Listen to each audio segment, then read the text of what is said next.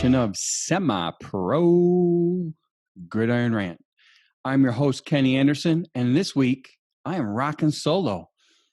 Jamie is on assignment. That's right, folks. He's camping yet again. And Wolf is actually on his way here to Texas to visit me. So we may actually have a special edition later this week. So bear with me as we go a little mano y mano, if you will, in this week's episode. So a few things I want to talk about. This week's been kind of crazy. We've got Mike Tyson coming out of retirement. We've got baseball. We've got last-second changes to baseball playoffs. We've got NFL preseason being canceled. So there's a whole lot of craziness going on this week, but it was good to see sports live again. Even though in case of the case of the Yankees game, there were no fans, so it was a little awkward watching. Even though they were piping in some of that MLB baseball game crowd noise, it was still a little weird. So let's start with Mike Tyson, right? So Iron Mike has decided to come out of retirement. He is 54 years of age, and he's going to face Roy Jones Jr., who at one point was known pound for pound as the best fighter in the world. So obviously both of them well out of their prime. You know, Mike, like I said, is 54. His record was 50-6. So 50-6 was his record. He hasn't fought in 15 years. Jones is 66-9.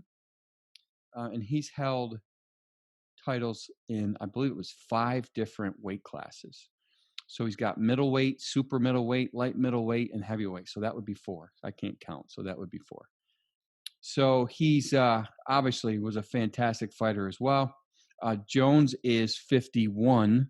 So we got 2 50-year-olds, both legends in their own time. So 54 and 51 coming out of retirement for what Iron Mike is calling an exhibition. Okay. And the exhibition is basically 8 rounds, and they're fighting in September. So we've all seen the Iron Mike videos, and damn, he still moves pretty quick. Now, are the videos sped up slightly? Who knows? Maybe they're sped up, 10%, but he still can duck and dive and throw punches against at least his trainer with the best of them. We'll see what happens when he gets in the ring with another human. Roy Jones, we haven't seen any highlights or any of him practicing, so we're not really sure what to expect, but it should be interesting. It's going to be pay-per-view. So it's going to be on pay-per-view, and it's also going to be on a multimedia platform known as Triller. Never heard of it, but I'm sure they're going to get a bunch of downloads now that Iron Mike, and there's a lot of Roy Jones Jr. fans out there as well. So we'll see how that does. And, I look forward to seeing him in the ring. And hopefully nobody gets hurt. I haven't really seen if there's any different rules, being that they're both over 50, if there's shortened rounds or if there's, heavier gloves or whatever the case may be. As of right now, I haven't seen anything on that. But, there's more to come on that. Now, I'm rocking my New York Yankees T-shirt today in honor of opening day or opening season, I guess, weekend. Yankees played Thursday night in a rain-shortened 6 innings against the defending World Series champions. Giancarlo Stanton took Max Scherzer yard in the first inning. Took a 2-1 lead as Cole gave up 1 hit in the first inning as well. And that was a bomb. So it was 2-1, and then Judge came in, got an RBI, and Stanton got another RBI later before the rains came down. But Cole went, pitched the whole 6 innings, and due to the new rules in baseball, due to the shortened season, a game can be called and it will be finalized due to rain. So they called the game a few hours after the rain delay, and Yankees win 4-1 in a 6-inning rain-shortened game. So Yankees are 1-0, and the defending champs are 0-1. So it'll be interesting tonight. One thing that was weird about the game is there were no fans, right? So Giancarlo hits that bomb, and it goes 460 feet, just shy, 459.6, I think it was. and it lands in the bleachers, and there's no one there running after it, right? So the first home run of the season for any club, and there's no one there to grab the ball. So now tonight with the it's going to be on Fox, and apparently Fox is going to computer animate a crowd and crowd noise so that the stadiums don't look empty. Now, obviously, to the players, it's going to be empty, but to the home viewers, Fox is experimenting with making it look like there's fans, and that it's going to be a little more noise and a little more entertaining, if you will, for the home, for the home people watching from home. Now, baseball, I know, I miss playing it, but even I can't sit through and watch 162 games from beginning to end of my Yankees. So it can get boring to watch at times. So anything that the TV can do to add a little extra excitement, even if it's the fans or if they have like different interviews or whatever the case may be.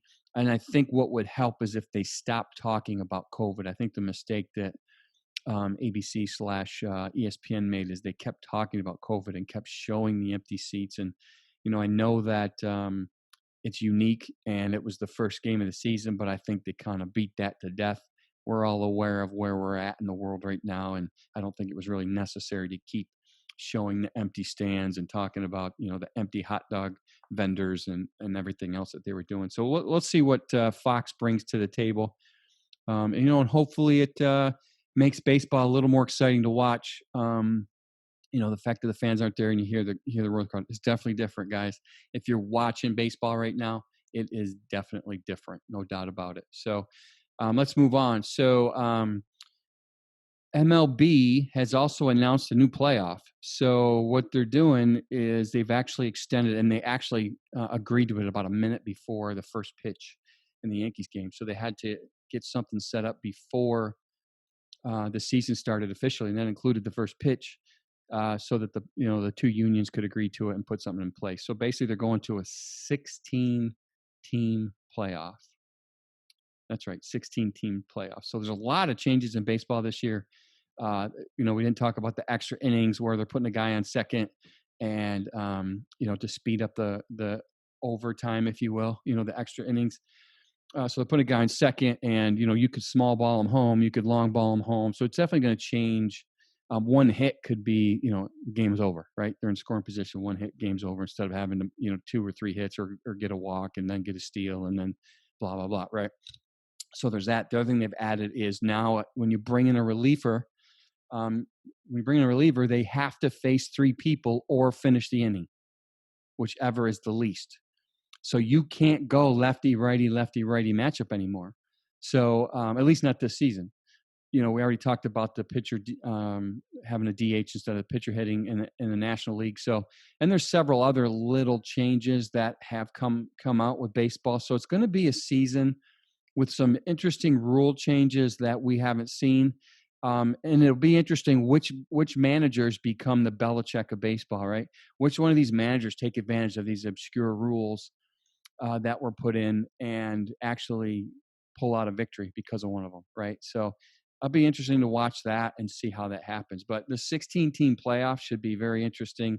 One's going to play 8, 2 play 7, so on and so forth. So, and the thing about the first round is there is no home and away. So it's not 2 to the 1 seed and then 1 game at the 8 seed. It's the home team, the team with the best record hosts all 3 games. That's right. They host all 3 games. So that's crazy intense. Huge advantage, obviously, to have the better record so that there's no travel on that first. And it's a 3-game series. So I'm kind of looking forward to this sprint to the finish here. Honestly, the team that stays healthy and gets hot, I mean, it's not going to take, you don't even have to be on a long hot streak. It's just a team that gets hot at the right time. And it could be, you could see a crazy team win the World Series. Not necessarily the Dodgers or the Yankees or the Astros, the 3, that people talk about the most. You might see something crazy happen. People are talking about the White Sox due to the fact that this is a short season, that they may actually have, enough players to make that short run 60 game, in the extended playoff successful for them. So we'll see what happens, and that'll be extremely interesting. So lastly, according to, I'm on NBCSports.com, 2020 NFL season reportedly canceled, preseason reportedly canceled, and other updates about training camp. So, so the 2020 NFL preseason has reportedly been completely canceled. So I had said something about that weeks ago, that I thought that they're just going to say, screw it, here's some extra, do some inter-squad scrimmage, maybe bring in a team that's closer to you, and do a scrimmage with them, but we're not going to have a real preseason. And it looks like that's exactly the route they're going. So, and I'm sure before that first game kicks off, the first live game kicks off, there'll be some adjustments to probably some rules. And one of the rules is they're going to have an 80-man roster. Now, I don't know if that's all the way through the preseason. Let's see, it says no preseason games in 2020. Union still pushing for long ramp up period in camp. Roster size is expected to be 80. Okay, to start camp. There we go. General agreement on voluntary and high risk opt outs. General agreement on stipend if games lost. So, so there you have it. I mean, there's going to be, what would training camp, this is according to Ian Rappaport, what would training camp be like under the NFL's latest ramp up proposal? Testing and physicals for 5 to 6 days, strength and conditioning plus walkthroughs through day 12, off day 13, ramp up with helmets through day 18, off day 19. On the 20th day, the pads go on. So that's kind of what they're toying with. I don't know if that's everything that's been agreed to, but that's what Ian Rappaport's reporting on. So again, that was on NBCSports.com. So again, sports are going to look completely different, right? I don't really follow the NBA, but you can see the highlights, and they're in the dome, they're in their bubble, if you will, with no fans, and it's a little interesting. And so we'll just see what the sports world brings to us. So with that being said, we're just waiting for our guest to log in here. So let me take a quick break. I appreciate you joining us this week. Hey folks, thanks for watching. Please do us a favor. Tackle that subscription bar, stiff arm the bell. That way you'll get notifications when our new episodes come out. Thanks again for watching. All right, welcome back to another edition of Semi-Pro Gridiron Rant. Today we have, not only am I running solo, but we also have our first non-USA participant. That's right, straight from Canada. We're bringing in one of my buddies. He's such a good dude. My daughter, I've been calling her her brother since, I don't know, 12 years old, 10 years old, something like that. Been a while. So welcome everybody, Mr. TJ Williams. Say hello, TJ. Hello. Thank you for having me, Ted. It's an honor, actually. Never done anything like this. Well, when it did one podcast interview before, but this is cool to get called out. Yeah, absolutely. The honor's all ours, trust me. Yeah, I know you have a roster of people you could ask, so knowing that you asked me is an honor. Oh, no, we actually appreciate it. So, again, we had mentioned you're from Canada, obviously. So I don't really remember the whole story. I'm getting old, dude. My memory shot. I'm not even gonna lie, my memory shot. So TJ, I know TJ through. He's one of the players that I've actually played against, I've actually played with, and I've actually coached. So it's a rare combination for me. It just means I'm old, is what it means, guys. But so TJ, what I want to do is let's go back in time, if you will, and start whenever you want to start your football journey, and kind of lead us through your football career, and basically what brought you to Watertown, more or less. And then all right, then we'll get into he's got a business he's doing now, which is pretty cool, and we'll talk a little COVID too, just because we want to see if there's any differences between what's going on in Canada versus what we're doing. So let's start there. Sure. So I could start from the very beginning. I grew up in the Toronto area, and I didn't start off playing. I had a typical parents kind of split up when I was young. Mom was too busy to put me in things. I really wanted to play football, the basketball player, believe it or not. I played basketball for Brampton, for the city I lived in, all up until grade 10. But everybody grew tall. I grew wide. They used to call me Kane because I used to hurt people when I played basketball. Nice. And my football coach in high school actually was we had a varsity team. So I was the only grade 9 player to make the team, but I didn't have that football knowledge, so I didn't see much of the field. Mm-hmm. And I didn't really play in grade 10 because we had a strike. The teachers had a strike. Oh, wow. And then grade 11, I really got into it, played for my high school team. Then my school actually paid for me to go play for city ball. I played city ball um, up until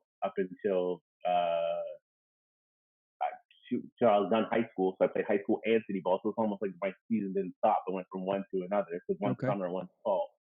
And then I started playing instead of going to university after school. There's a junior. It's called the Canadian Junior Football League. So it's like legit underneath the CFL. Mm-hmm. So you can be anywhere from 18 to I think 24, 23 or 24. So I played that, and when I was done that, I didn't get into the CFL, but because they didn't have a redshirt rule at the time, I was able to go to university and full eligibility. So I was playing football in Burlington. I met my wife Melissa. There was my girlfriend for 7 years until I proposed. Um, but in between that, I went to school out in New Brunswick. So for all the Americans, New Brunswick is north of Maine. So I had a lot of American players come from Maine, like soccer players and stuff like that came at our school. Really small schools, actually an art school. I think it had maybe 3,000 students.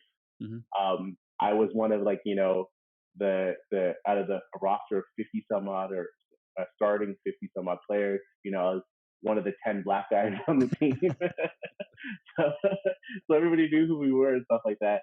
Played a year there, and then things happened with my scholarship that don't want to get into, but it was horrible. So I ended up leaving this small town in New Brunswick, and with Melissa, we talked about, do we go back to Toronto where it was very expensive to live? It's like saying, living outstate New York, Right. or we go back to Ottawa where she's from, which is the nation's capital. It's the Canadian Washington, D.C., which is only 45 minutes from Ogdensburg, which is upstate New York, which is like an hour and a half from Watertown. So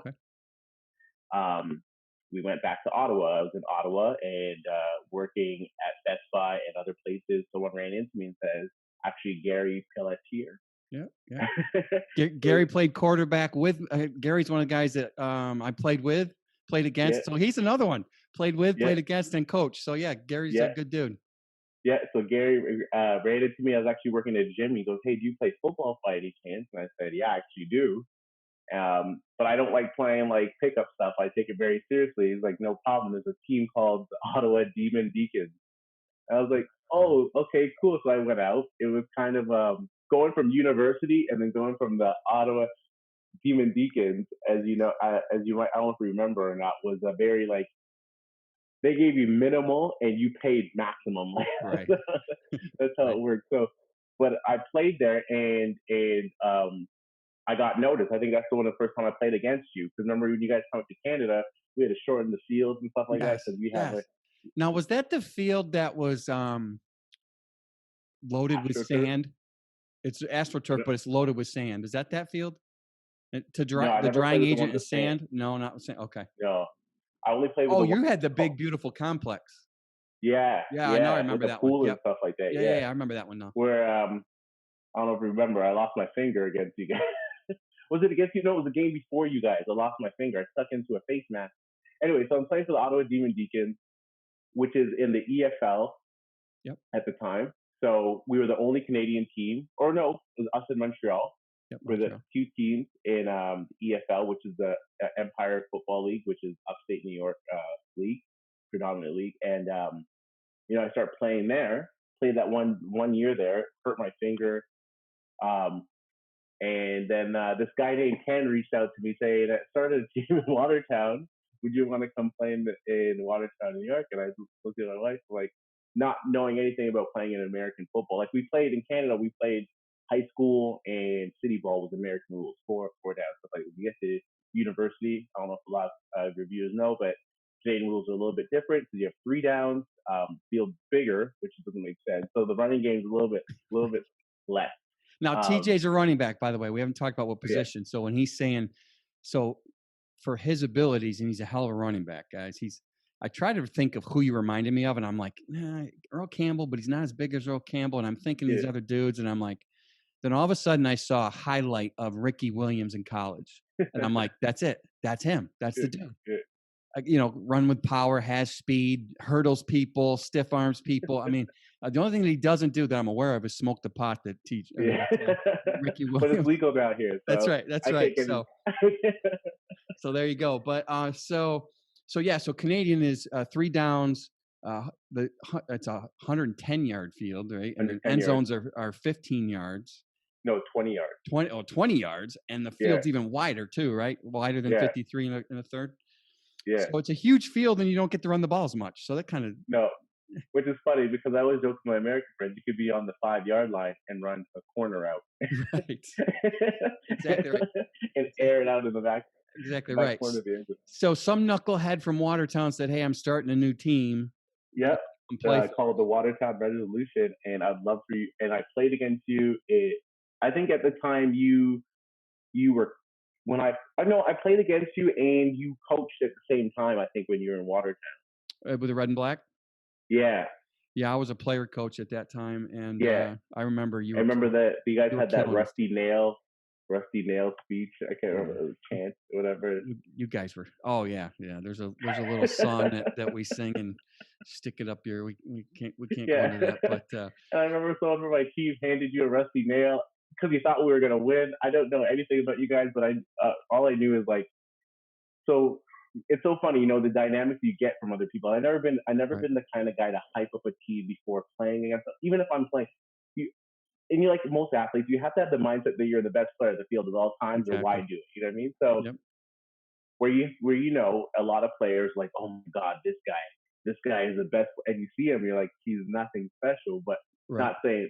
Let me continue the story before I go into it. But the thing was like they had this middle linebacker, number 10. He will eat you up, Mike Dumont. Mike Dumont. He will eat you up. You better watch out. Yeah. But I've never been a guy to give someone credit before credit is due. So I Right.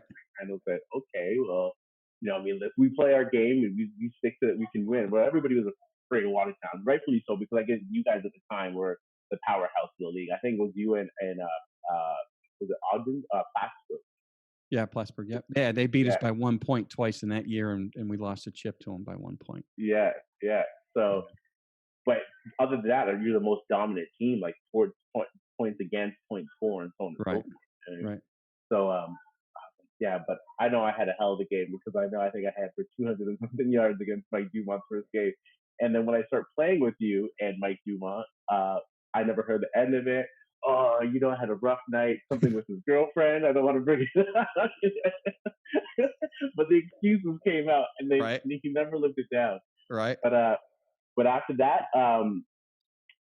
unfortunately, I went with because I know it's kind of a hardship because I know all the guys I enjoyed playing with that you recruited me on the team for left and went back to red and black, and I really wanted to play with these guys. They're like, TJ, why don't you come back with me? I was like, but all the guys I just made this connection that they're leaving. Brian Harris wasn't playing anymore, which remember he was Right. the other running back that Yeah. we were really close. Actually got Yep. connected with him this year. So I went to Watertown after that, and I played 2009 in Watertown and won a championship and got hurt. And I played 2009, came back in 2010, went to Albany, got a late hit, rolled my ankle like legit almost all the way around, didn't dislocate or anything like that. I sat out for football for 2 years, Wow. and someone ran into me here and said, "Hey, Ottawa has another team that's way better than a lot of the teams you're playing against. Mostly Canadian teams, going as far as Windsor, so that's like Detroit, Hmm. and as north as Sioux, which is like close to Sioux, Michigan. So really spread out across the lake there almost. Right.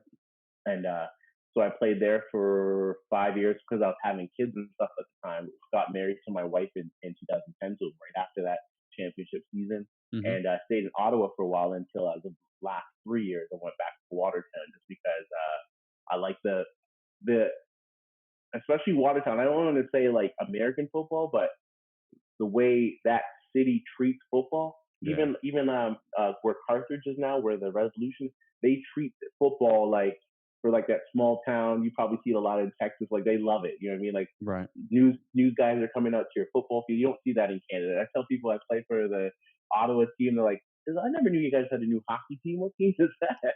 You know what I mean? So that's like my football journey in a nutshell. But there's always more details and stuff like that. But I just For wanted to sure. sum it up. Even Yeah. So the thing with I've talked about red and black before is it's kind of like for most of us, you were a lot more talented than I was, but for most of us, it's kind of your NFL, right? When we yeah, played Plattsburgh, we had a playoff game in Plattsburgh a couple years before you played. We had like 5,000 people in the stands. yeah, You know, it's a zoo. The stadium's full. They're 10 deep in the end zone, and they're drinking beers, and they're yeah. screaming and yelling and cussing. And dude, when you're good, they're screaming for you, and when you fuck up, they let you know. Well, They're they not let you afraid, know. you know. So they know they love their red and black, and it is you know, anyone who's in New York State that's played ball and still has a game or two left, you either have to play against them in Watertown or try to get on their team one year. It's Yeah, just an yeah, experience that, you know, I don't regret it. I know some things went a little sour here and there, but like when that yeah. new team started, but um, it was a great experience. I'll never forget it. Made a lot of buddies. You know, it's a great organization, and you know, it's Yeah, been man. around 100 and I think they're on 120 years now. So they've been playing for a Crazy. while. So yeah. Yeah. So running back, how is it? And I know you said you missed a couple years due to an Mhm. ankle sprain. Was that probably a high ankle sprain? Those are the ones that take forever to heal. Yeah. Yeah. Yeah. Um, Other than that, though, how have you managed to stay healthy playing the position that you play? I mean, it's not, folks, it's not like he gets 4 carries. This Yeah. cat will carry the game. This guy will carry 25 times a game and still want the ball. Be mad you didn't give it to him 35. Yeah. You know, so I mean, number one, you're in great shape, right? And we'll get into your business after this too. But you keep yourself in great shape. But how in the world do you play tailback Yeah. for how many semi-pro years do you think you put in? 10, Ooh. 12? Yeah. Yeah. Yeah. Yeah. So A lot. Yeah. yeah. So do you have any idea how many yards you've amassed, even remotely close? Not even remotely. Yeah. I know one time in Ottawa, before because Ottawa kind of folded and somebody took over, so they changed to league name. So I'm kind of happy because I'm still the leading all-time leading rusher for that, and I wish I had the article ready. But um, that at that time, I played for the team for 4 years, 3 years, and it was oh man, I wish I could give you a number. I want to say like 10,000, but it was a lot of Yeah. yards. I know that, Yeah. and at the time too, and you know this, playing semi-pro, you have to deal with a lot of politics. You know, sometimes, and I think that's sports. I don't want to say semi-pro. I want to say when a coach has a guy, you see it in the NFL. You know what I mean? If a new coach comes in, this is Cam Newton, great quarterback, 2 years removed from league MVP, and now he's looking for a job. You know what I mean? So Right. I don't want to say semi-pro. I want to say a lot of leagues are like that, or a lot of sports are like that. So you know, when I was playing in Ottawa, I wasn't the guy, and that hurt. And but Who was you better know, I than mean, I you? did my thing. I did my job. With that, Who was better than you? sometimes it's not even a better. It's like you know what, you and it's the guy that I played with. He's good. I think they liked him for that system, Mhm. opposed to because you know I gotta remember, especially when it comes to we had Canadian coaches, even though it was four down football, we had Canadian coaches, and their mindset was, you know, Draw. and that's why I love American football. You run to throw. For theirs, you throw to run. You know what I mean? It's like, okay, fine, we're at the five. we expended two downs. Maybe we'll try to run it in here. You know what I mean? So Right. where in American football, it's like, yo, let's pound the hell out of them, beat them up, and then when they're creeping up, we're gonna dump it over their head, depending on the team you have. For the Mhm. most part, Right. so yeah, so that's what hurt. But you know, what I mean, when you say how long, how was I able to play so long, and you know, I was actually debating not playing this year, and then I looked at myself in the mirror. I'm like, man, I feel good. I can play another year. Now, how old are you right now? If you I'm don't going to mind be sharing it. in. So I just turned. I was. This is how I do it because my wife's 2 years older than me. I would take her age and take away shit. So I'm going to be 37. I turned 37 May 27th. Okay, cool. So Wow, yours and Paige's birthday's a day apart? yeah, I remember Hers that's is why I was May. with my little sister. Yeah, Right? that's crazy. I guess I forgot. See, I told you my memory's shot, dude. I played too many games. Um, that's awesome. So yeah, I retired at 38. Yeah. So I mean, is that entering your mind? Yeah. Yeah. I'm trying to do the math now. But Yeah. Yeah. Well, there's a dude.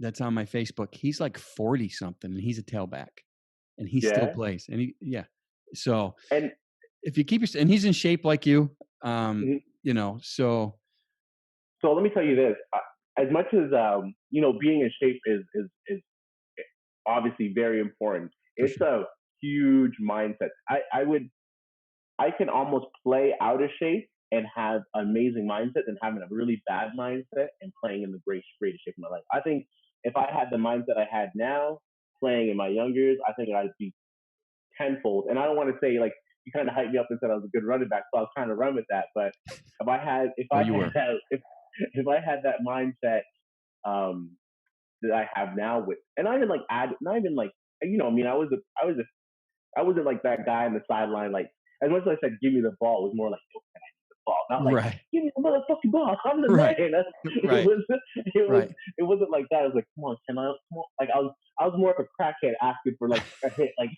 come on, brother, you know I can do two more carries. Like I Right. got this. You were So definitely one of the more subdued, if you will. Like not between the chalk. Like once you crossed over that sideline, you were a oh baller. yeah, But when you yeah, came back to the sideline, you were always respectful. You were all, I mean, it was, yeah.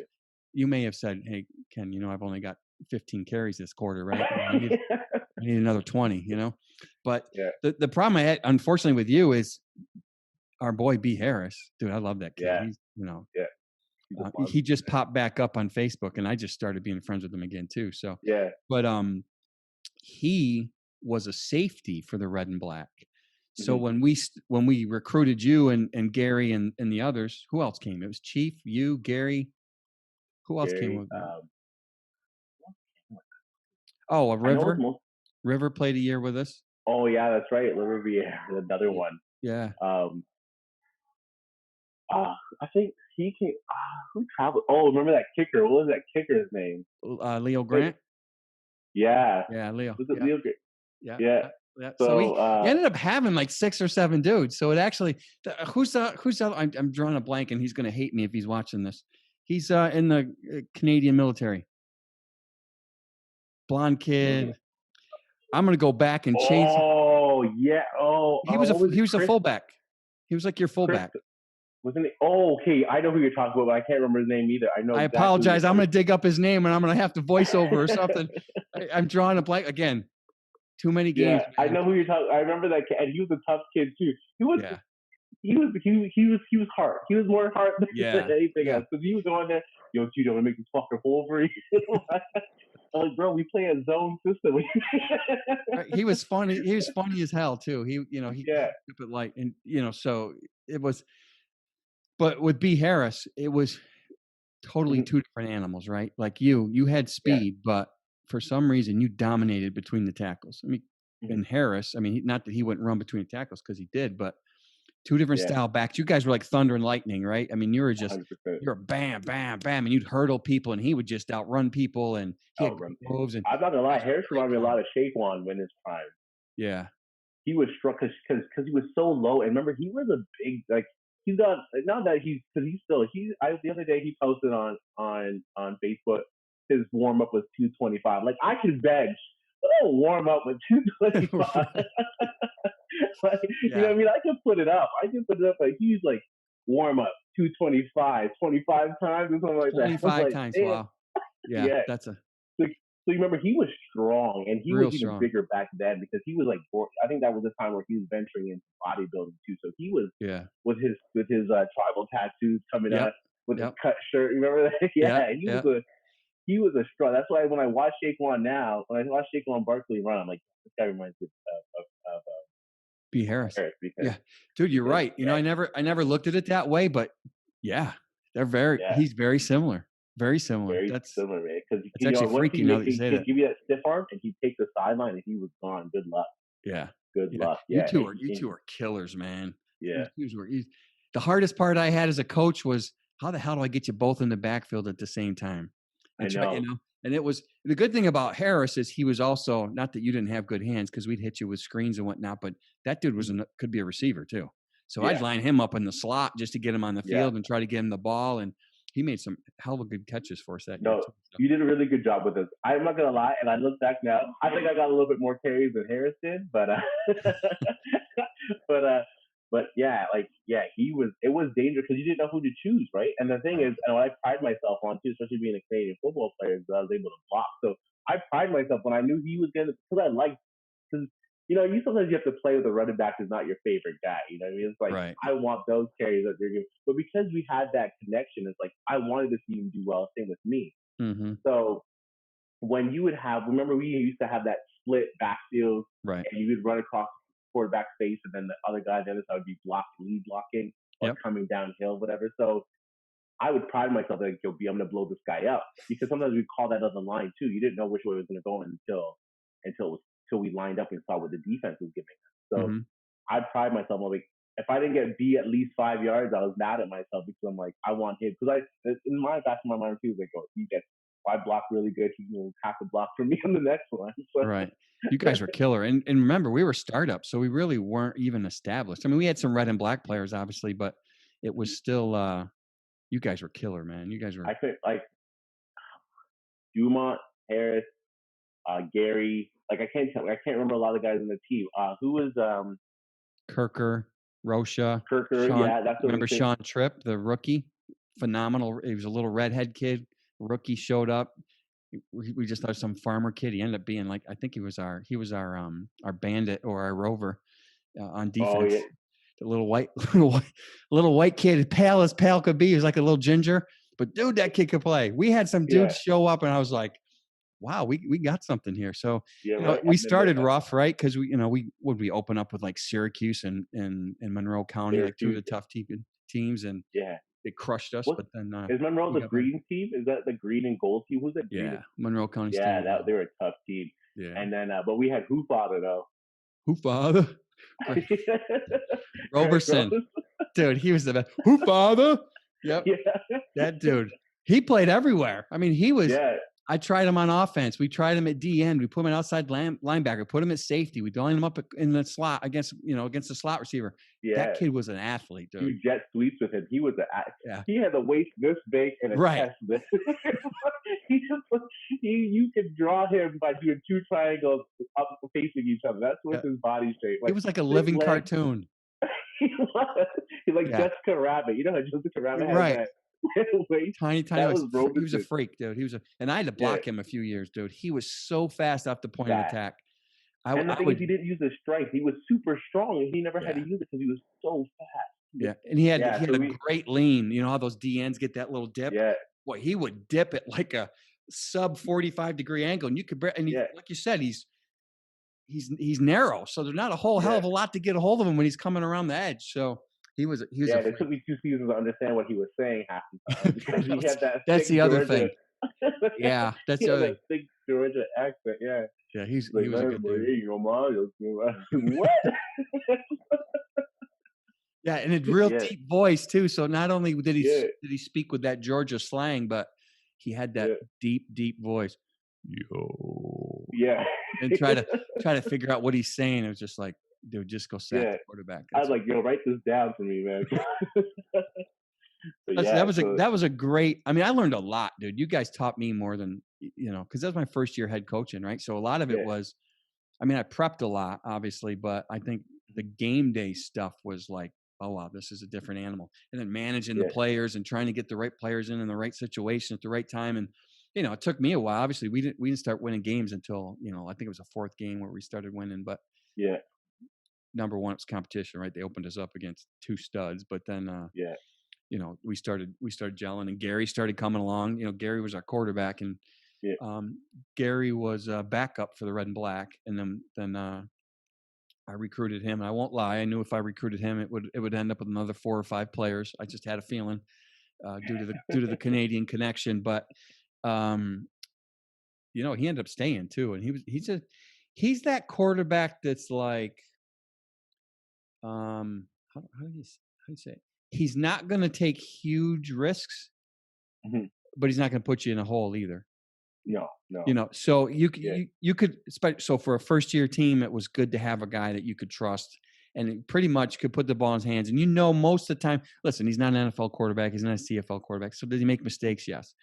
Yeah. But he also owned it. He'd come to the sideline, he'd own it. We'd have a lot of talks. And so it was, You know what that's the thing. You know what? I think sometimes he owned it too much. You know, like, yeah, Gary, you got to forget because he let things would weigh on him sometimes. And yeah, I love the guy. I'm like, you can't change it now. Like you can't, and that's why I'm saying mindset's a huge thing. If I let my mistakes eat me up, like that I had even 2 games prior, I don't think I'd be playing today because that stuff will eat you up, and then you doubt yourself, and then you question everything you do from that end. You know what I mhm, mean? So that's why I say mindset is a huge thing, not just like um, the fact of staying positive, but just like forgetting the bad stuff. That's what you really have. mhm, And a little bit, me, some of the mindset is like when people tell me I can't do it either. They're like, oh, you have 2 kids, you won't be able to play it. You're gonna work out. You got a family. You won't be able to do that anymore. I'm like that's like right, I just put that's coal to the fire. I'm like, okay, let me show you because my biggest pet peeve, especially getting into the fitness game now, is like I don't have time. I'm like I wake up at 4:30 in the morning to make sure I can get this done because I won't have any other time. So you make the time. You don't have time. It's 24 hours in a day. Everybody has the same amount of time. right. You know what I mean? That's So awesome. So yeah, let's transition into that. So so you're doing an online, it's online and an app training, but number yeah. one, was this COVID influenced? In other words, I was able to find time to start. I've been wanting to do a podcast for over a year now. hmm hmm And when the COVID hit, unfortunately, I became unemployed. So I said, fuck it. I need to do something to keep my mind right. So I called up Yeah. Hanky and we started this. So is your business a result of COVID, positively COVID and Corona, COVID? Um, Yeah. so did it come from COVID, or is this something that just happened to you? You've been working on it, and it just kind of came together at the same time. Well, it was something I was working on, and it evolved because of COVID. Yeah.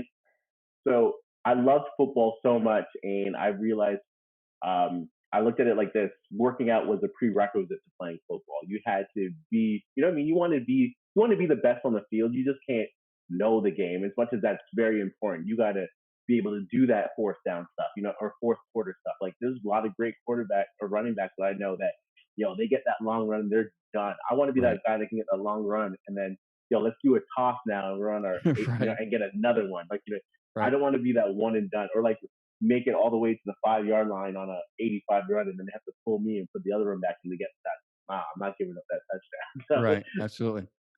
So I always look at working out and conditioning as a prerequisite. And then I start loving it so much that I'm like, when I moved to Ottawa, I eventually ended up working for the federal government. And you know me, I'm like, I'm a people person. Like working behind a desk is great pay, and you know what I mean. It gives me time with my family, but it wasn't my passion or my drive. You know what I mean. It wasn't Right. football, it wasn't fitness. But me and my wife called it adulting. And it's like we had to do what we had to do to get like provide for our kids and to have things we wanted, right? Right. So it kind of ate at me that I was doing something that I still had football, but I wanted to make my life about what I love to do. And so I told Melissa, my wife, just to people that know, I told Melissa, I'm like, I think I want to try to get into personal training. Maybe do it as part time or whatever. So I did my certification in December, and then I was like, maybe I could train people out of my house or get a part time job as a personal trainer at one of the big gyms in Canada here. There's a company called Good Life and another one, whatever, Milati, whatever. I don't know if we have to bleep names because of copyright, whatever. But No, I think we can say it as long as we don't talk shit about them. I think we can talk yeah, okay. good about them. Beautiful companies, There beautiful you go. facilities. I was thinking about working part time at one of these gyms, and that was December of 2020. So I finished my exams and stuff like that. So this is like we're end of February, and it's like okay, so should I go box gym? Should I start in basement? What should we do? What should we do? Coming into March now. Boom, uh, COVID shows up. yeah, and my wife, for those that don't know, Melissa, left her well-paying government job to start her own skincare business. Which again, I loved her for it because that was her background. When I met her, she was actually going to school to be a medical esthetician, so that was her thing. But Ottawa is like Washington D.C., where it's all government. You have 70% of the population living in Ottawa work in the federal government. Mm. Anybody outside of that is serving the federal government almost. That's what it feels like. Right. So, so when she left to do this, it was a risk, but at the same time, like I'd rather you risk it all with to sell the house or do that. But you coming home miserable every day from work and not doing what you love ate me up more. So Right. and she's doing amazing, as you know, because I know she talked to you about it. Yeah. Started her own Rodan and Fields business and it's been taken off. Actually, a funny story is she came to me with this invoice one time. I thought it was an invoice, and it said $2,000 something dollars on it. I'm like, what did you buy now? She's like, this is her first week in business. She's like, no, this is my paycheck. I'm like, I like That a this girl. this That a side girl. because at the time, yeah, at the time she was still working in the government. She kind of started. She transitioned out when she realized there was something more to than just selling skincare, and now it's changed her. I've never seen her so happy, so positive. So it kind of influenced me. I was like, well, this is Melissa has something here. So I started looking into something I like, fitness, even though I even joined her in business because I love her business model and her company that she works for so much. I said, what can I do to make myself happy in the interim? And I started looking into fitness, and COVID hit, and I was like, well, most like, why don't you do this online? Like, there's online trainers doing this kind of thing. So I looked more into it, and I was like, you know what I mean? Yeah. And the biggest thing, Ken, and just correct me because being COVID being the reason why you started this podcast is like it was almost a fear thing. Like you wanted to do it, something you always wanted to do, and now it's like, yo, the opportunity's in front of you. Either sit down and not take advantage of it, or you jump in and you might fuck up, you might lose, Mm-hmm. it might go sideways, you might risk it all, but or it might go really well. And everybody always doesn't think about that. It might go really well part. It was like, oh, I might lose my investment, I might lose all this money. What about my kids? Are they going to eat? Or your kids are going to get toys and stuff like that because you're doing very well. Right. So you know what I mean? I've been doing this for I want to say less than 2 months when I got set up and I started learning and I finally went to the fitness online fitness route and I'm very very I don't want to say successful because I mean I'm me I'm the kind of guy that only 15 carries I only have 100 yards like Right. I can Right. there's more Coach, I can get I more. could get 250 on these clowns, right? Come on, feed me the rock. And I'm like, dude, there's like 3 seconds left in the game. We're up by 40.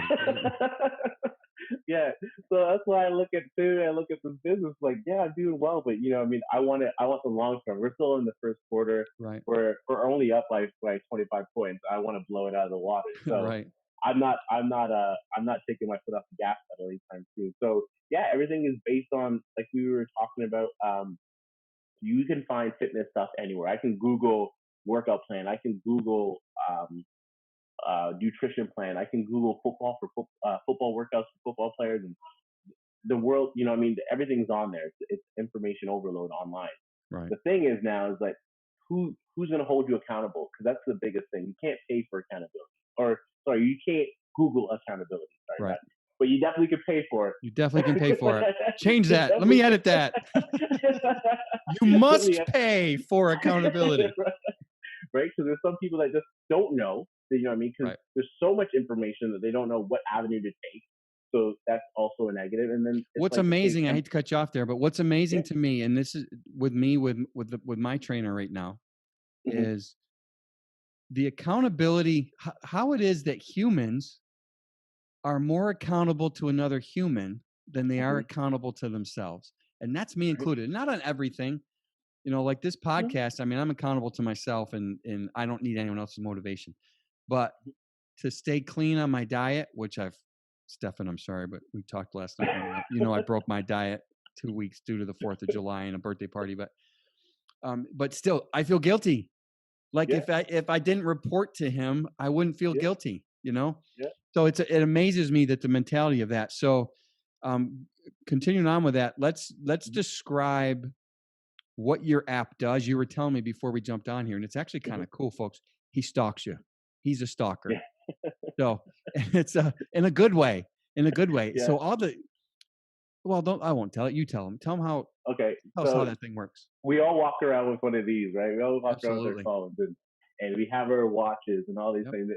It provides you so much information. And so what my app does is actually it uses my fitness pal, it uses your Fitbit or your Apple Watch, and I can see your steps. So I can see, Ken, you haven't moved at all today. You have like 10 steps. That was from your couch to your fridge, you Right.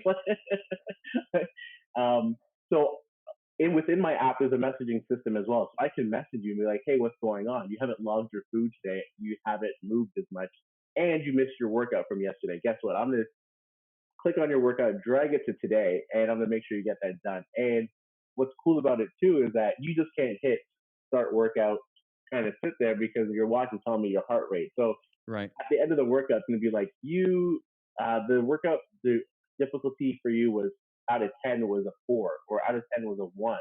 So I knew it was really hard, or you did 10 out of 10. I was like, or sorry, 10 out of 10. It's a really hard workout. You push yourself. But when I see it's a 1, I'm like, what's going on? You're doing You burpees, lying right? bitch.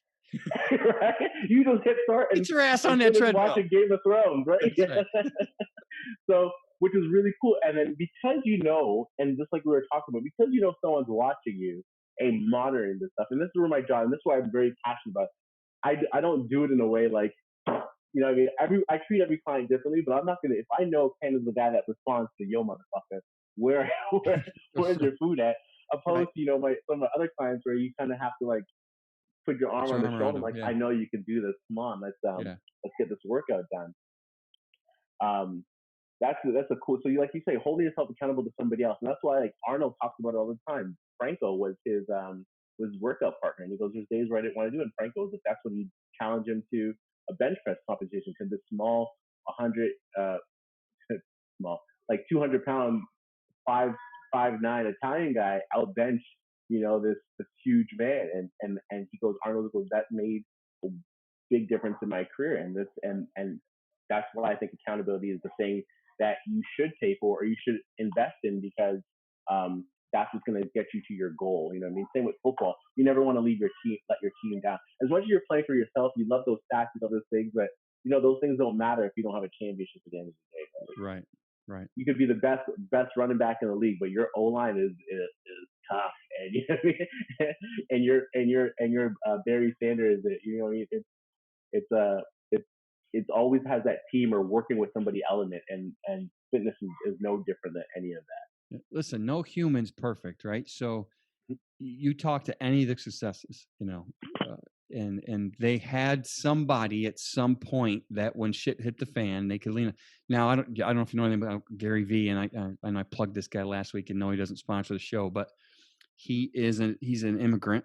Okay, came over here, and now he's one of the biggest dudes on the internet from YouTube and all that other stuff. And he basically said the same thing. There were times where he'd lean on his dad or he'd lean on his brother, and they would kick him in the ass. And Yeah. this is a guy that's worth $170 million, and he needs someone to kick him in the ass. So, don't be ashamed, right?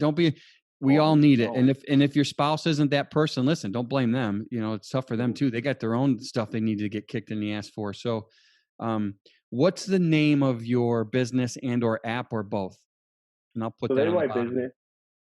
The name of my business is Absolute Fitness by TJ. And this little story behind that, I was loving Absolute Fitness just because I wanted to call it AF. I wanted to be like Fit AF, you know what I mean? Right. That's Focus awesome. AF. Right. And Absolute Fitness jumped in, and I was talking to a couple of friends that have their own business. Talked to my wife that knows her own business.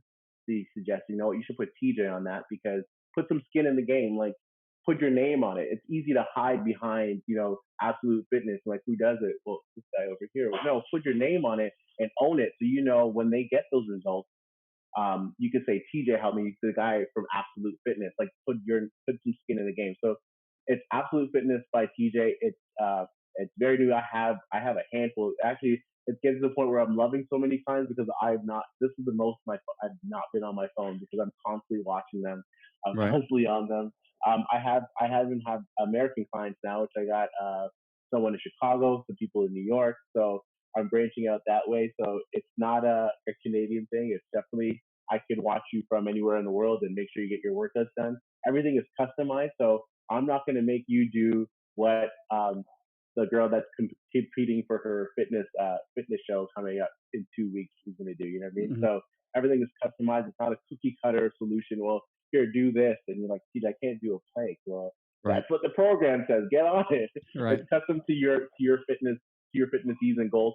and it also provides nutrition because, like I like to tell people, um, losing weight or gaining weight or whatever the case is, I look at it like a test. You know what I mean? You have your nutrition is 70% and your fitness is 30%. Now you only need a 90 to pass. So if you slip on your nutrition a little, you got to at least get that, 65. Same with your workout. You need to at least get that 25. You need to, you got to live life too, right? You're going to have the 4th of July barbecue. You're going to have, Right. you're going to have those 18 beers and that one Whoa. keg stand that you did, right? Are you I heard stalking those me? lunch parties. Did I get the app and not know about it? those Texas 4th of July parties are nuts. Right. But yeah, I mean, you're gonna have to live life, and that's fine. It's consistency doesn't mean every day. It means majority of the time, right? So Right. there's 7 days in a week. There's 24 hours in a day. If you're good for 6 of those days or 5 of those days, that those other 2 days are not going to hurt you as long as you know how to get back on, as long as you don't go overboard. And I encourage that because I don't want to have a client that I'm so hard on that like I can't do this, TJ. I want to be like, TJ, this was really hard. I'm like, no problem. Cut, turn it down, go have fun, and I'll see you. I had that buddy go on one of my clients go on a golf trip, and he didn't log anything, but I knew to lower his calories going up to that golf trip because I knew I wouldn't hear from him until he got back. Right. And the thing to remember, at least what's worked in my mind is, Mhm. yes, you want to have an end goal. Like we all need goals, right, to help to achieve, but also remember, and it's a cliche, but it's so true. It's a marathon, right? It's not a sprint. And there's really, Mhm. you don't need to be fit tomorrow. You just need to be fitter tomorrow. Yeah. And then Yeah. fitter the next day, and then fitter the next day, and then fitter the next, and it's just a process. And if one day you happen to be less fit because, you know, you have a birthday party, right? And I love carrot cake and I ate half a carrot cake, right? So, let's say that happens and I didn't eat half a carrot cake, but I wanted to. Um, then it's like, okay, so what I did is I compensated the next day. I walked 6 miles, right? Yeah. Normally I walk 3 or 4 miles. So I ate the cake. I'm like, well, you ate the cake, fat ass. You got to walk 2 more miles, right? So it's just, little steps, baby steps, and don't try to, 100%. we didn't, those of us that are trying to lose the weight, we didn't get fat overnight. We didn't wake up, eat a cheeseburger, and all of a sudden we're, 280. It took Exactly. time. It took dedication and Leroy Collins taught me this. It took dedication to be fat, right? You had to consistently be lazy, consistently be eating the wrong shit, Now just reverse it. To get back to where you want to be, you have to be consistently eating the right stuff, consistently eating. I didn't eat bad every day, right? But there were a lot of days I ate bad, enough to the point where I blew up, so it's the same thing. So keep that in mind out there, folks. So, TJ, do you have an email or your phone number? How you want people to get hold of you? So you definitely get a hold on me on Instagram. I'm a big Instagram guy. I love posting my workouts on Instagram. And what's your handle on Instagram? My handle on Instagram is very easy. It's TJWilliams.34. Well, it's funny how you said you remind you of Ricky Williams. That's where I love that number. 34 came from his father's dad. Like, I want to run with this. I want to run like my cousin over here, Ricky. Right. Are you related? You're missing the dreads and the weed, but are you related? I am Jamaican by descent, so it's possible. It's possible. It's possible. Somewhere down there, I could have got a drop of that talent somewhere. Right. But yeah, that's funny. Sorry. So TJ Williams .34 on Instagram. On Facebook, it's TJ Williams. Same thing. You could find me using the hashtag Absolute Fitness by TJ. I'm the only one with that hashtag, so you can definitely find me there as well. Wow, you got lots of ways. So listen, folks, if you're looking for someone to keep you motivated, and even if it's you only got to lose 10 pounds or you got to lose 210 pounds, just reach out. He's a good dude. He really is. If you can't pick up his vibe, he's like this all the time. This isn't like he's not putting on a show for the show. This is him all. Dude, you can't get him to stop smiling. I mean, this really is just who he is. So Only when you take me off the field. Only when you take me off the field. Exactly. Then he's grumpy. I don't know if you remember this one time he took me off and I said, "You can't take the pot off the stove before the water is boiled, coach." Because I was heating up. But again, I know that we had other talented players, and Yeah. it might have been fourth down. I don't know, but it might have been punch. I don't like coming off the field. I would rather that than the players are like, I need a breather. I need a breather. I Yeah. was never a player, high school or otherwise, that in high school, I played on a team that had 19 players. So I played every down. Special Mm-hmm. teams, I was kickoff returner. I was held on PATs. I Yeah. played every down. I was the gunner on kickoffs. And I'm the starting Yeah. tailback. And then I played D end. And it's like, no. And when they took me out, I got pissed. I'm like, no. Yeah. He's like, dude, you played every play. Take a break. I'm like, no, Yeah. I'm No, 17. I no. can still play. So I would rather you be pissed I took you out than be pissed that I didn't. You know what I mean? And Yeah. there are guys that are like, I wanted to come out and you didn't take me out. I'm like, dude, you're supposed to be a star. Do something about it. It's so funny how much better your conditioning is after having a long run, and then they call 30 dives, and the next, you're like, oh, I'm good. That's funny. Yeah, it's always like, all right, he just busted one, which I'm surprised he didn't score on. So I better give it to the fullback now. So Yeah, no, I'll get mad. You see me line up at fullback that next play. right. Hey, go play back. Go back. Coach told Right. me to tell you that you're playing tail on this one. Exactly. Perfect. So listen, one thing we like to do on our way out, and I really appreciate you spending some time with me. I know you got clients and whatnot. So is we ask every player, Mhm. was there ever a time in your football career, semi-pro or otherwise, and elaborate if there was, that there was a bench clearing brawl that you remember? Anything crazy fight wise? Oh, we Canadian. We don't. If it happened, it I happened thought in that's what States. you all did. You throw the gloves down and you just start wailing on each And other. jerseys. Exactly. Bench clearing brawl. Um, Actually, yeah. It was Watertown versus Troy, Mm. and again, I'm not used to the state, so we were in Troy, New York, and it was we're driving down the street. It was kind of it's a nice street, but the GPS was turn down this one street, and this one street was looking at me.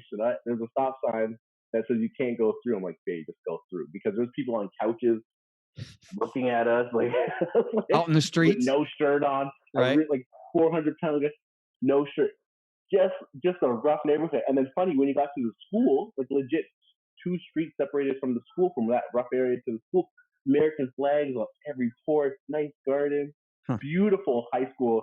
Now I don't know if people know that, like, you can find really nice arenas in Canada. You can, like, there's one down the street from me, but when it comes to football fields, it's in Diamond.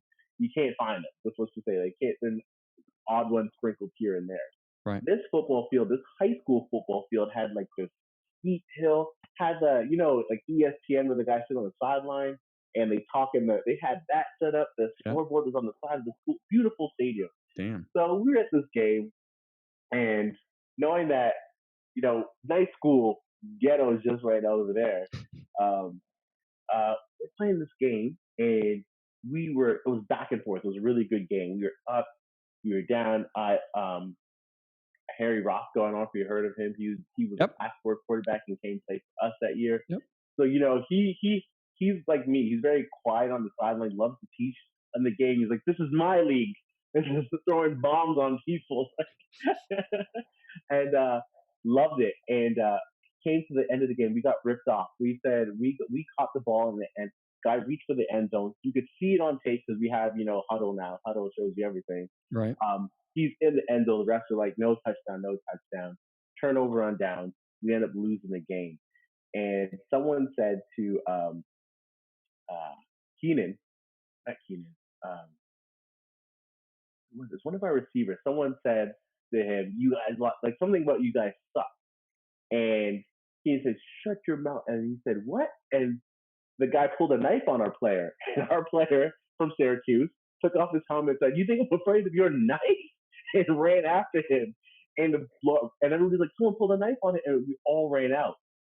And we're all trying to figure out what's going on. I guess this guy with a knife said he's going to go to his trunk or whatever. So we were all freaked out. Have my 2 kids there because my family comes to all my games, near or far. Every game, when you live in Canada, every game's an away game. So, so that was kind of freaky. But that was the most messed up thing that that, this guy came out at night and he looked at him like, I'm from Syracuse. I ain't a freaking no knife. and Who so, was that player? Do you remember the Syracuse player? yes, I do remember. 1 second. Keenan. Am I saying his name right? Keegan. Keegan. Oh, Keegan. Yeah, Okay. Keegan. Keegan. I don't think I ever played with him or coached him. He hell of a receiver. And the toughest. This kid's been beat up. Skinny kid.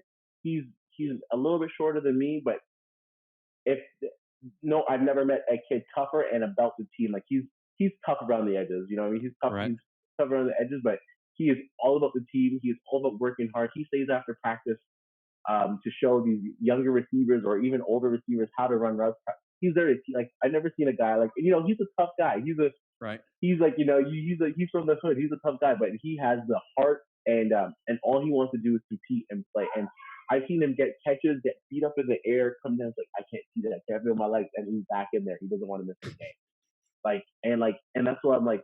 He's one of the players that he's so good, it's hard, and this is a challenge for a coach, so you probably understand better than I do, that he's so good you don't know where to put him. Do you make him play defense? Do you make him play receiver, which he's really good at? Do you make him play, hell, when our quarterback goes down, he plays, I think, QB for a Arena League. Like, he's just that talented. He always says, if I had 8 more inches, he'd be pro, because that's his work ethic. That's how hard this guy works. Yeah, there is usually every year there seems to be one player where you're like, he's a utility guy and you're like, damn, I need to keep him on the field, but where do you put him and when do you use him at the right time? And you want to utilize, and you just kind of feel bad because he's got to learn 8 positions, but you're like, it's a compliment, but it's also it's you're not good enough to beat out this guy, but you're good enough to play every single position. So you got to try to trying to get him on the field. So exactly. So it's interesting, but listen, my man, I appreciate your time you spent with me today. I know it's family time and it's Saturday and you got your business and you got a whole bunch of stuff going on. So I really appreciate taking some time out of your day. And, it's great talking to you. It's great seeing your family. I know they popped on before, so tell them kids to slow down. Well, they're growing too damn fast. I know. Tell me. You tell your your sister's 25, buddy. I know. I sometimes I see her posting like, you put a sweater on. You put a sweater on. Yeah. It's funny because she tells everybody, she's like, I have like 60 fathers. They're like, what? She's like, yeah, my dad coached and there's always somebody saying something about, But she loved you since day one. I don't know. You two just clicked and, she respected you and loved you since day one. And oh man, I remember the one time we were we were flying out. We had a game and then we had a bye. So me and Melissa, and this is before we had kids, we said, stay at my place and then you can head to the airport. Oh no, we drove into New York City, and Paige was so excited. You're gonna sleep in my room. We had to sleep on a small mattress in her room because she wanted to sleep. You have like 4 bedrooms in this house, 4 bedrooms, but she wanted to sleep in her room so badly. We took up a small mattress on the floor in her bedroom. She was so excited to have us. Yeah, she loved you guys, man. Well, still does. She talks about you guys all the time. She'll tell me, hey, did you see TJ's post? Did you see my brother's post? And she always talking about it. She loves you guys. Oh man, I love her. I respect the fact that you've kept in touch with her and that you've been her big brother, man. It's awesome.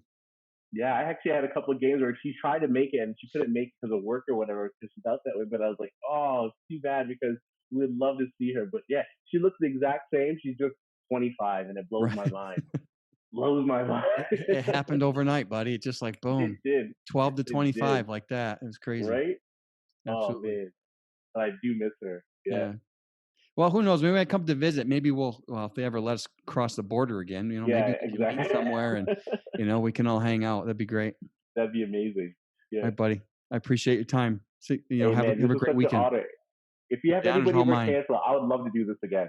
No, absolutely. And the honor's all mine, man. This is, what really shocked me before we go is when I decided to do this, I'm like, damn, how am I going to get people that want to do this? I have yet to have someone tell me no. And B, I'm booked till Halloween and I've got 6 people on the waiting list. And awesome. I'm getting people all the time to say, hey, reach out to this person. So I've got, actually my waiting list is probably 10 now. So I just don't want to book people further out, because it's like, hey, what are you doing on Christmas weekend? You know, it's like, yeah. So I've kind of slowed that part down, but it's unbelievable. And actually, one of my co-hosts, he's actually on his way here. He was going to co-host here, but he kind of got screwed up with the time. So, Yeah. tomorrow we're going to try to film a special where we're going to do top 10 of my first 10 episodes. So behave yourself. You might make the top 10, TJ. Yeah, that's what I'm trying. Hey, if it's not, give me another shot. Give me another shot, coach. I could do this interview thing, man. I need one more carry, coach. Carry. Just one more time. More carry, man. That's awesome. That's awesome. All right, buddy. I definitely, and like I said, if we ever start playing ball again, we'll come watch, because part of the deal is we want to get teams on film, and we want to do some maybe behind the scenes stuff, and yeah, we'd definitely come. Hey, watch, I'll film for you. I'll film and send you stuff too. Please do. That'd be cool. I'd love to put like game highlights, or because I bought a green screen, so I'd maybe have some game highlights playing during the interview, cool, stuff like that. Yeah, so we're playing with a lot of ideas, but it's so early that But yeah, if you got film and you got behind the scenes stuff you want to send up, absolutely. I'll do some prep. I have a gym building. I'm building a gym in my basement. I'll do some prep stuff. Hey, I'll provide the content. I'm just trying to get on the top 10. There you go. Work harder, TJ. Work harder. Right. Or I'll bring B. Harrison to replace you right now. That's right. All right, buddy. Be good. All right. Honor. The honor's all mine. Trust me, the honor's all mine. Really appreciate you. No problem. Thank you so much. Have a good weekend, buddy. All right. Take care. Bye now. All right. Another great interview. It's a little awkward for me being one-on-one this time, but I think it went pretty well. I really appreciate TJ, joining us this morning. Like I said, he had some clients lined up, and he was actually obviously family time, and he had the boys running around, and his wife's there as well. So he wanted to get through that, tell his story. He's a really great dude. Like I said, that smile you see, that whole interview, that's him all the time, man. He's a really good dude. So if you're looking for that extra kick in the ass, TJ's your guy. Reach out, especially from a distance. I mean, his app, cool stuff there. Technology today, unbelievable, right? So I really appreciate him joining us from Canada. It's nice to have my first non-USA participant on here.